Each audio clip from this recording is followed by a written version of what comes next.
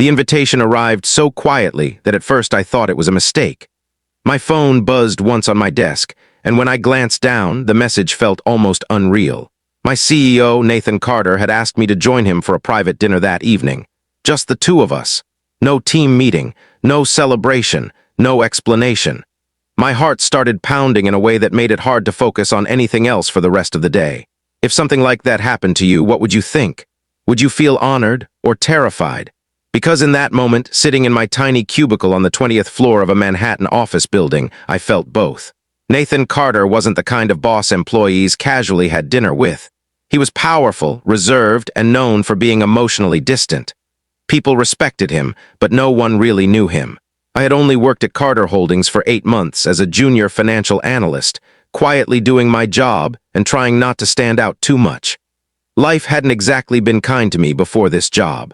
After my father passed away 3 years earlier, I spent months bouncing between part-time work and unpaid bills. My mother's medical expenses had drained whatever little savings we had. Getting this job had felt like the first real break life had given me in years. So when the invitation came, my mind immediately jumped to the worst possibilities. Had I made a mistake at work? Was I about to be fired? Or worse, was there something about this invitation that I wasn't understanding? That evening, I arrived at the restaurant 15 minutes early.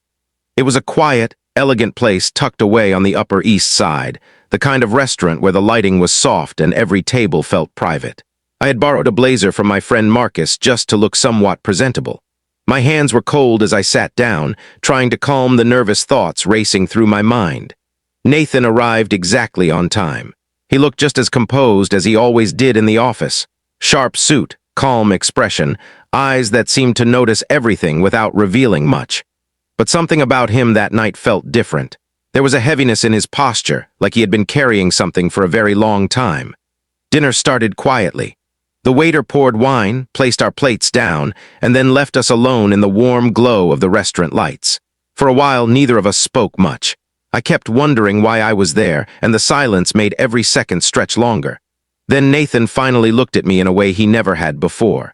Not like a CEO looking at an employee, but like someone searching for something familiar. He told me he had been watching my work since the day I joined the company. He spoke about my dedication, the long hours I stayed after everyone left, the careful attention I gave to even the smallest reports. Hearing him say those things felt strange, almost uncomfortable. I had always believed that no one noticed those efforts. But then the conversation turned somewhere I never expected. Nathan told me that 26 years ago, before Carter Holdings existed, he had made a decision that haunted him every single day of his life. When he was young, ambitious, and desperate to build a career, he had walked away from someone who needed him the most. A woman he loved deeply. She had told him she was pregnant, and instead of stepping up, he had chosen his dreams over responsibility. He disappeared from her life, convincing himself that success would somehow justify everything. Years later, when he tried to find her again, she was gone. No address, no contact, no trace.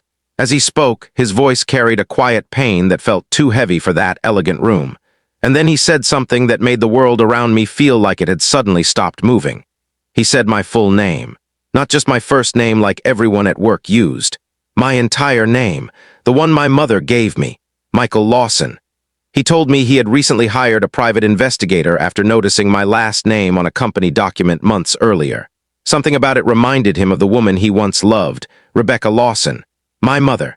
The air in my lungs felt trapped as he explained that the investigator had confirmed what he had feared and hoped for at the same time. I was his son. For a long moment, neither of us spoke. The restaurant noise faded into the background, and all I could hear was my own heartbeat. My mind struggled to process what he had just told me. The man who had built one of the most successful financial firms in the country. The man I had spent months trying to impress as my boss. Was the father who had never been part of my life. If you were sitting in that chair hearing those words, what would you feel? Anger, confusion, relief. I felt all of it at once. Nathan didn't try to excuse what he had done. He didn't defend his past decisions or hide behind his success. Instead, he spoke with the quiet honesty of someone who had spent decades regretting the same mistake. He told me he knew he had no right to suddenly appear in my life.